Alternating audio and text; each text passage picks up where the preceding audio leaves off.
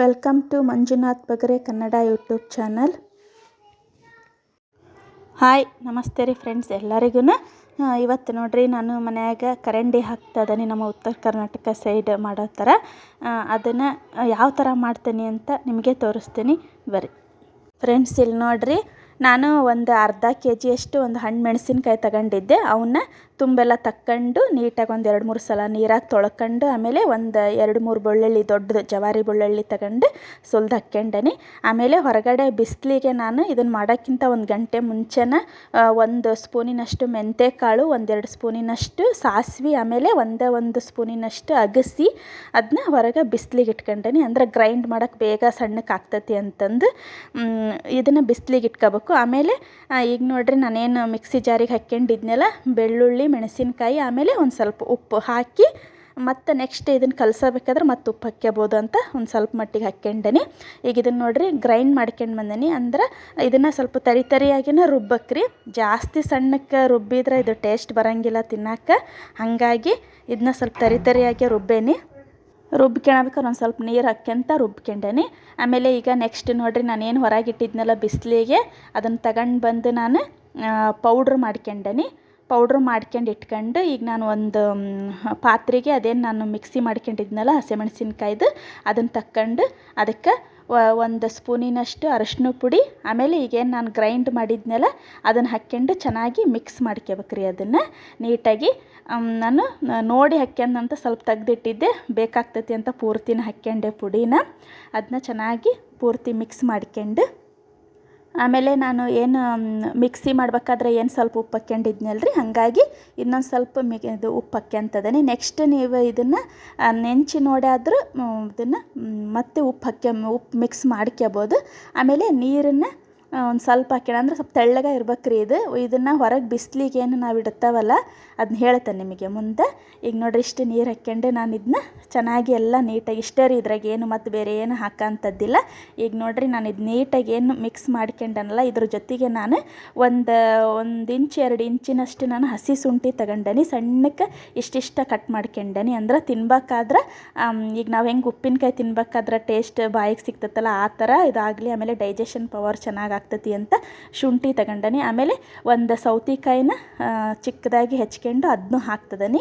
ಅಂತಂದ್ರೆ ಯಾಕಪ್ಪ ಅಂತಂದರೆ ಈಗ ನಾವು ಇದು ಕರಂಡಿ ಎಲ್ಲ ತಿನ್ಬೇಕಾದ್ರೆ ಚೆನ್ನಾಗಿ ಟೇಸ್ಟ್ ಬರಲಿ ಅಂತ. ಆಮೇಲೆ ಈಗ ಹಸಿಮೆಣಸಿನ್ಕಾಯಿ ತಿಂದ್ರೆ ಹೀಟ್ ಆಗ್ತೈತಿ ಅನ್ನೋಂಥವ್ರಿಗೆ ಈ ಥರ ಹಾಕ್ಕೊಂಡು ತಿಂದರೆ ಹೀಟು ಆಗಲ್ಲ ಅನ್ನೋ ಒಂದು ಉದ್ದೇಶದಿಂದ ಈ ಥರ ಸೌತೆಕಾಯಿ, ಆಮೇಲೆ ಬೇಕಪ್ಪ ಅಂತಂದರೆ ನೀವು ಕ್ಯಾರೆಟು, ಆಮೇಲೆ ಶೇಂಗಾ ಹಸಿದು ಅದನ್ನೆಲ್ಲ ನೀವು ಮಿಕ್ಸ್ ಮಾಡ್ಕೋಬೋದು. ನಾನು ಇಷ್ಟ ಹಾಕ್ತದನಿ.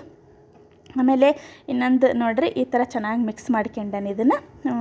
ಇನ್ನೊಂದು ಏನಪ್ಪ ಅಂತಂದರೆ, ಇದು ಉತ್ತರ ಕರ್ನಾಟಕ ಸೈಡು ವರ್ಷ ಪೂರ್ತಿನೇ ಇದನ್ನು ಮಾಡ್ಕೊಂಡು ವರ್ಷಾನುಗಂಟ್ಲೆ ಇಟ್ಕೊಂಡು ಇದನ್ನು ತಿಂತಾರೆ. ನಾನು ಇಷ್ಟಿಷ್ಟ ಮಾಡ್ಕೊಂಡು ಇಟ್ಕೊಂಡಿರ್ತೀನಿ.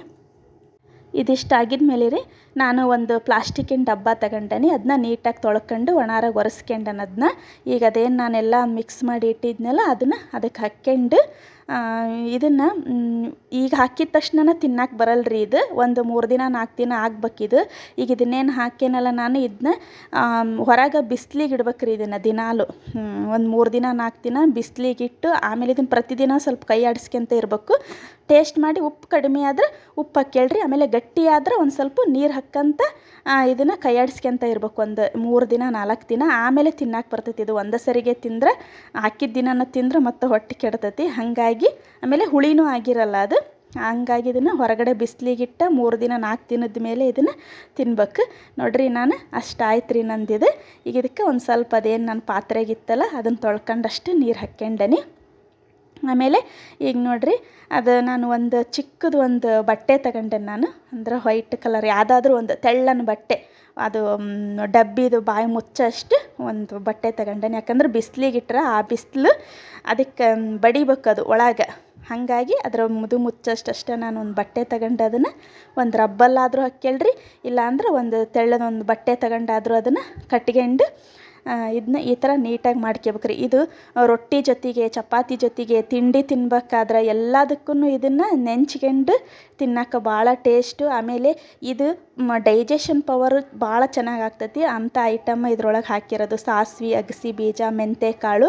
ಹಾಗಾಗಿ ಇದನ್ನು ನೀವು ಊಟ ಮಾಡಿ ಏನು ಇದು ಮಾಡಿದ್ರೂ ಸ್ವಲ್ಪ ಹಚ್ಕೊಂಡು ತಿಂದರೆ ಇದ್ರ ಡೈಜೆಷನ್ ಪವರ್ ಚೆನ್ನಾಗಿ ಆಗ್ತೈತಿ ಅಂತ. ಈಗ ನೋಡಿರಿ, ಈ ಥರ ಇದನ್ನು ಪ್ರತಿದಿನವೂ ಒಂದು 3 ದಿಂದ 4 ದಿನ ಇದನ್ನು ಕಂಟಿನ್ಯೂ ಆಗಿ ಈ ಥರ ಬಿಸಿಲಾಗಿಡ್ಬೇಕು. ಇಟ್ಟು ಆಮೇಲೆ ಒಂದು 3 ದಿನ 4 ದಿನದ ಮೇಲೆ ಇದನ್ನ ಸ್ವಲ್ಪ ಹಚ್ಕೊಂಡು ಹಚ್ಕೊಂಡು ತಿನ್ನಬೇಕು. ಆಮೇಲೆ ಇದೇ ಥರ ಕಂಟಿನ್ಯೂ ಖಾಲಿ ಆಗೋ ತನಕನೂ ಇದನ್ನು ಪ್ರತಿದಿನವೂ ಬಿಸಿಲಿಗೆ ಇಡ್ತಾನೆ ಇರ್ಬೇಕ್ರಿ. ಇದು ತಿನ್ನಕ್ಕೆ ಭಾಳ ಟೇಸ್ಟ್ ಇರ್ತೈತಿ. ಕಟ್ಗಲ್ ರೊಟ್ಟಿ, ಖಾರದ ಚಟ್ನಿ ಅಂತಾರಲ್ಲ, ಅದಕ್ಕಂತೂ ಭಾಳ ಟೇಸ್ಟ್ ಆಕೈತಿ. ಆಮೇಲೆ ಉಪ್ಪಿಟ್ಟಿಗಂತೂ ಇದು ಮಾಡಿಸಿದ ಕಾಂಬಿನೇಷನ್.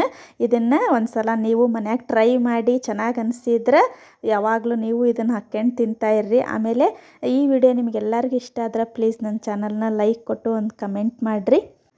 ಯಾರ್ಯಾರು ಹೊಸದಾಗಿ ನನ್ನ ಈ ಚಾನಲ್ನ ನೋಡ್ತಾ ಇದ್ದೀರ ನನ್ನ ವಿಡಿಯೋಸ್, ಅವರು ಪ್ಲೀಸ್ ನನ್ನ ಚಾನಲ್ನ ಸಬ್ಸ್ಕ್ರೈಬ್ ಮಾಡಿಕೊಂಡು ನಮ್ಮನ್ನು ಇದೇ ಥರ ಸಪೋರ್ಟ್ ಮಾಡ್ತಾಯಿರ್ರಿ ಅಂತ ಕೇಳ್ತಾ ಫ್ರೆಂಡ್ಸ್, ಮತ್ತೆ ಮುಂದಿನ ವಿಡಿಯೋದಲ್ಲಿ ಸಿಗಣ್ರಿ. ಅಲ್ಲಿ ತನಕ ನಿಮಗೆಲ್ಲರಿಗೂ ಧನ್ಯವಾದಗಳು.